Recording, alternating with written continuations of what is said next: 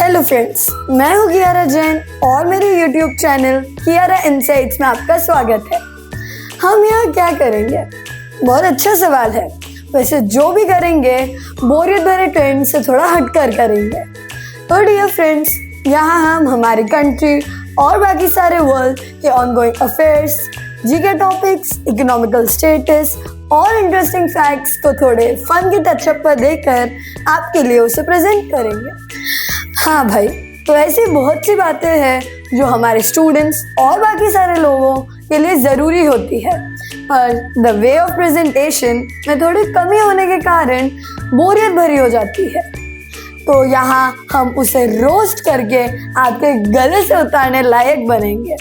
तो बिना देर किए आज का हमारा पहला मुद्दा, जो कि अभी तवे पर गर्मा गर्म चढ़ा हुआ है, वो है डोनाल्ड ट्रंप ने जो दुनिया भर में हाहाकार मचाया हुआ है वो क्यों है, उससे अमेरिका का फायदा है या नुकसान, इसके बारे में बात करेंगे।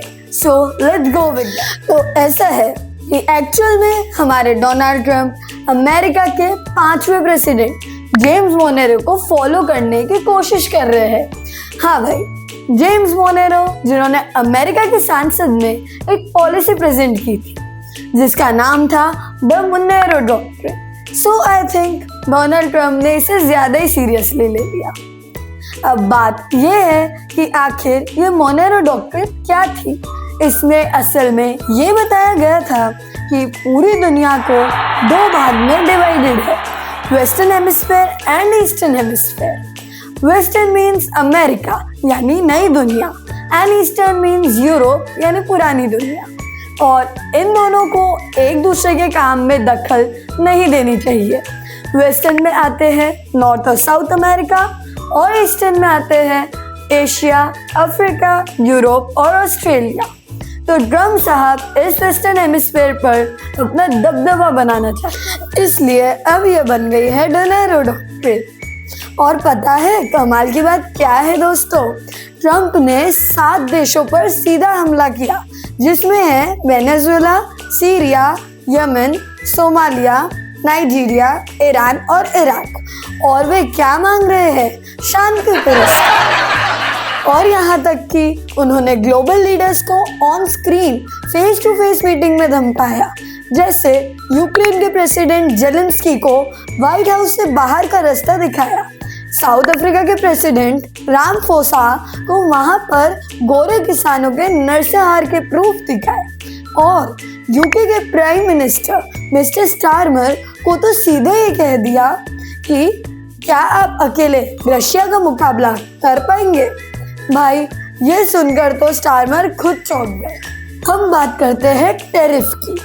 तो अमेरिका पर उसकी कुल जीडीपी से भी ज्यादा कर्जा है, यानी $30.6 ट्रिलियन वाली अमेरिकी इकोनॉमी पर $38.5 ट्रिलियन का कर्जा है। तो इस प्रॉब्लम को सॉल्व करने के लिए मिस्टर डोनाल्ड ट्रंप ने टैरिफ का तीर चलाया। हालांकि इससे फायदा तो हुआ, हर बार से 3 गुना ज्यादा कस्टम कलेक्शन हुआ, पर देशों से व्यवहार खराब हो गया। वैसे ट्रंप महाशय की इस दादागिरी के खिलाफ 5 देशों ने साथ में मिलकर एयर और नेवल वॉर एक्सरसाइज करने की ठानी। ये देश है ब्राजील, रशिया, इंडिया, चाइना और साउथ अफ्रीका। इन्हें एक साथ ब्रिक्स कहते हैं। ये एक्सरसाइज इन्होंने 9 से 16 जनवरी को साउथ अफ्रीका के साइमन टाउन पोर्ट पर करी। वैसे कुछ कारणों से इंडिया और ब्राजील उसमें शामिल नहीं हुए। और हाँ दोस्तों, इस एक्सरसाइज को एक नाम दिया गया था, और वो है विल फॉर पीस 2026। एक बात है फ्रेंड्स, जिस रास्ते पर अमेरिका चल रहा है वो कहीं ना कहीं उसे खुद की बर्बादी की ओर ले जा रहा है।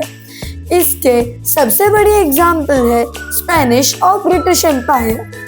स्पेनिश किंग फर्डिनेंड ने कोलंबस को इंडिया खोजना भेजा, पर कोलंबस ने 1492 में अमेरिका खोज लिया। बस यही से स्पेनिश एम्पायर के पावर में आने की शुरुआत हुई। और पता है फ्रेंड्स, 15th सेंचुरी आते आते स्पेन पावरफुल एम्पायर बनकर उभरा और इसमें सबसे बड़ा हाथ था इनकी स्पेनिश आर्मेडा का, यानी स्पेनिश की नौसेना। बस फिर क्या था, इन्होंने मेक्सिको, पेरू, साउथ अफ्रीका के बड़े हिस्सों पर कब्जा कर लूटपाट करी और यहाँ से अपना चांदी और खदानों के जरिए खूब अमीर हो गए।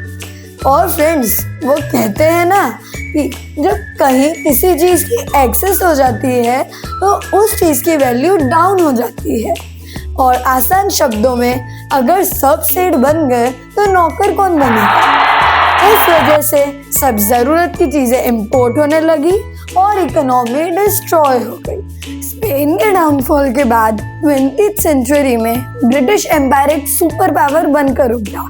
और दोस्तों, ये वही समय था जब ब्रिटिश एम्पायर ने भारत को अपना गुलाम बना लिया था।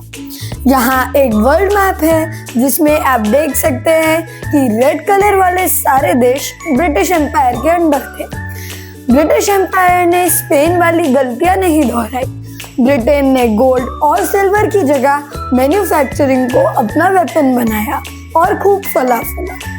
पर 1914 से 1918 के फर्स्ट वर्ल्ड वॉर और 1939 से 1945 के सेकेंड वर्ल्ड वॉर ने उसे दुनिया के साहूकार से कर्जदार बना। तो दोस्तों, यहाँ हमने इन दोनों एम्पायर की हालात से देखा कि अनलिमिटेड वेल्थ और जंग भी किसी नेशन के लिए बुरे ही साबित होते हैं। अब हम भी यही चाहते हैं कि मिस्टर डोनाल्ड ट्रंप इस बात को समझे और विश्व शक्ति होने का सही इस्तेमाल करे और सभी देशों को एक सूत्र में बांधकर शांति कायम करने की कोशिश करें। तो फ्रेंड्स, यहाँ हमारा आज का टॉपिक पूरा होता है और अगले वीडियो में हम करेंसी के बारे में सीखेंगे और क्यों कोई करेंसी कमजोर और कोई पावरफुल होती है, इस बारे में बात करेंगे। अब अगर आपको हमारी ये छोटी सी पहल अच्छी लगी हो तो हमारे चैनल द कियाराज इनसाइट को लाइक और सब्सक्राइब करें और हाँ, बेल आइकन को दबाना ना भूलिएगा ताकि अगले आने वाले वीडियोस की इंफॉर्मेशन आपको मिल जाए। तब तक के लिए जय हिंद, जय भारत।